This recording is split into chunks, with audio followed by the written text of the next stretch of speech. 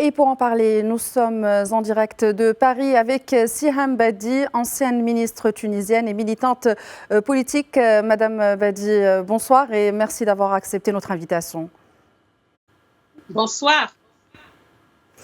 Alors, tout d'abord, pour commencer, le président tunisien Kais Saïed a congédié son Premier ministre ce matin à l'aube, moins de 8 mois après l'avoir nommé. Sait-on pourquoi Kais Saïed a limogé son chef de gouvernement, sachant qu'il n'a pas fourni de raison officielle? Était-ce prévisible, comme l'analyste vient de l'expliquer dans le reportage qu'on a suivi? De toute façon, Kais Saïed n'a jamais donné des explications ni à ses ministres, ni au ministre même qui a été limogé, ni au peuple. Donc là, il l'a nommé en août 2024. Il est limogé moins de 8 mois après sa nomination, c'est-à-dire que c'est l'échec total. C'est le 4e gouvernement en 4 ans, c'est-à-dire on a presque la moyenne d'un Premier ministre par an, ce qui n'est pas possible pour la stabilité du pays et pour la continuité donc des projets à faire donc à poursuivre dans chaque domaine en Tunisie. Là, c'est l'échec total, tout en sachant que les premiers ministres sont choisis par Kais Saïed lui-même. Tous les autres ministres, bien sûr, sont choisis un à un par Kais Saïed. Le fait de limoger à chaque fois le Premier ministre, c'est avouer l'échec de tous ces gouvernements successifs. Alors, Madame Badi, on y reviendra plus tard, mais je reviens juste à ma première question. Il n'a pas donné, certes, de raison officielle, mais à votre avis, pourquoi son choix a porté aujourd'hui sur la ministre de l'équipement, justement? Kais Saïed, il lui faut un certain profil de Premier ministre ou de ministre. Il lui faut quelqu'un qui a le profil de la soumission, qui exécute ses ordres, qui n'a pas un mot à dire et qui est juste là pour saluer les choix et approuver les choix de Kais Saïed et les exécuter sans même discuter. C'est exactement le profil qu'il lui faut. C'est presque de l'humiliation aujourd'hui de gouverner avec Kais Saïed. Parce que donc tôt dans la matinée, je pense que le Premier ministre a su qu'il a été limogé via les réseaux sociaux ou peut-être par l'appel d'un ami qui a vu ça dans les journaux ou qui a vu l'information donc dans les réseaux sociaux. C'est-à-dire c'est humilier donc ses propres ministres qu'il a choisis et nommé lui-même. Mais il lui faut à chaque fois donc que l'échec saute aux yeux du peuple et de tous les gens qui suivent la politique en Tunisie. Il faut à chaque fois qu'il prend le Premier ministre comme cible pour en fait dire que tout l'échec, il est lié à ces ministres-là, il est lié à leur manière de gouverner, alors qu'ils ne font qu'exécuter les ordres de Kais Saïed. Ils ne font que poursuivre ses choix et ses projets et ils n'ont aucun mot à dire, aucun choix, aucune critique à faire. Et du coup, donc là, bien sûr, lui, comme tous les autres premiers ministres, il n'a pas d'explication à donner.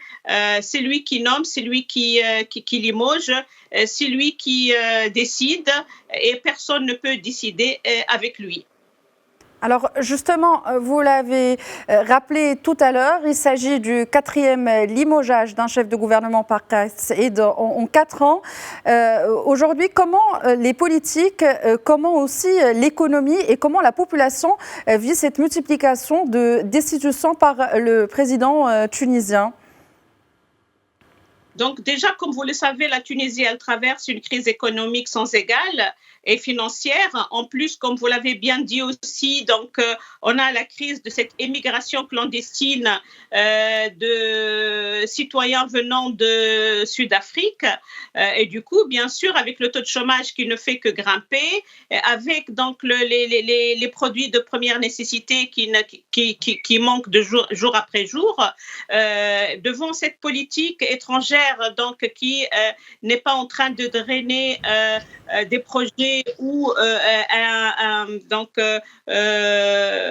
une envie d'investir dans le pays.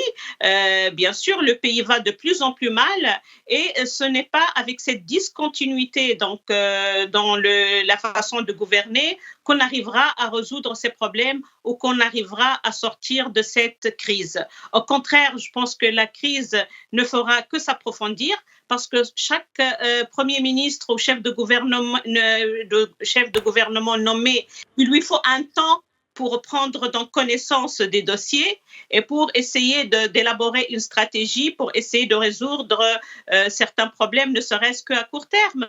Mais là, c'est pas possible. Un Premier ministre, tous les 8 mois ou tous les 6 mois, on ne peut pas gouverner de cette manière-là en ayant un Premier ministre chaque année, quoi. Et je pense que à chaque fois que non seulement le Premier ministre qui est limogé, mais des fois donc les autres ministres, dernièrement on a que la ministre donc des Finances a été aussi limogée. Voilà, donc il n'y a pas du tout une continuité, il n'y a pas de projet, il n'y a pas de solutions claires donc pour cette crise économique et cette crise politique. Vous savez aussi que l'état actuel des droits de l'homme, donc il est au plus bas, il est dénoncé même par l'ONU, par des ONG internationaux et par toute l'opposition tunisienne. Donc sur tous les plans, on peut dire aujourd'hui que la Tunisie n'a pas connu des périodes aussi sombres, aussi critiques et avec une crise qui ne fait que s'agrandir jour après jour. Alors, vous l'avez dit, cette instabilité politique a des conséquences aussi sur l'économie du pays qui est déjà à mal. Alors, quels sont les principaux défis socio-économiques aujourd'hui pour des gouvernements remaniés à cadence rapide, Sihan Beddi ? En tout cas, le gouvernement aujourd'hui n'a aucune solution à aucun de ces problèmes-là. La solution aujourd'hui, c'est de faire participer toutes les forces vives dans le pays pour élaborer des projets sûrs, des projets donc, qui puissent faire sortir le pays de cette crise. Mais en laissant Kais Saïed gouverner tout seul, ne consultant personne et avec ce popularisme-là, il n'a que des slogans donc, qui n'ont aucun contenu, avec l'absence totale de projet, l'absence totale de vision, l'absence totale de solutions. Je ne pense pas du tout aujourd'hui qu'on va trouver des solutions ni au chômage, ni à la pauvreté, ni à cet exode et à cette immigration aussi des Tunisiens. On n'a jamais vu autant de cadres tunisiens, autant de familles, autant de jeunes qui quittent la Tunisie, qui préfèrent se jeter donc au large de la Méditerranée que de rester dans un pays sans issue, sans solution, sans avenir certain, sans aucun espoir. Kais Saïed, je pense qu'il a étouffé tout espoir aujourd'hui de rétablir des réformes, des solutions ou des projets qui peuvent tenir la route. S'il y avait au moins un projet sérieux, le peuple peut patienter, mais là on sait que c'est sans issue, que vraiment on est dans l'impasse et Kais Saïed ne fait que encore une fois faire régner le totalitarisme en Tunisie et la dictature pour revenir des décennies en arrière, donc malheureusement aujourd'hui. Sihan Beddi, je rappelle que vous êtes ancienne ministre tunisienne et militante politique. Merci d'avoir répondu à nos questions ce soir. Merci à vous.